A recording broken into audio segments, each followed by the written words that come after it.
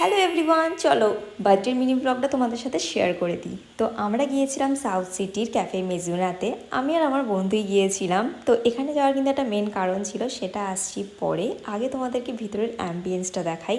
ভিতরের অ্যাম্বিয়েন্সটা কিন্তু দারুণ ছিল, দারুণ। তার মধ্যে আমি একটা কোল্ড কফি অর্ডার করেছিলাম, যেটা কিন্তু এক্স্যাক্টলি আমি যেরকম প্রেফার করি সেরকমই ছিল। বাকি খাবারগুলো মোটামুটি ঠিকঠাকই ছিল, পিৎজাটাও মোটামুটি। এবার আসি মেন কারণ, মিল্ক কেক। এটাই কিন্তু আমার ট্রাই করা ছিল, এটা আমার বন্ধুর তরফ থেকে ছিল। আর একটা কেক ছিল, এটা ছিল ক্যাফের তরফ থেকে। আরও দুটো ড্রিঙ্কসও ওরা দিয়েছিল, বার্থডে ছিল তাই জন্য এইগুলো দিয়েছিল ওরা। আর ভিতরে কিন্তু আরও স্পেস ছিল, সেই জায়গাটাও আমি তোমাদেরকে একটু একটু করে ঘুরিয়ে দেখিয়ে দিচ্ছি।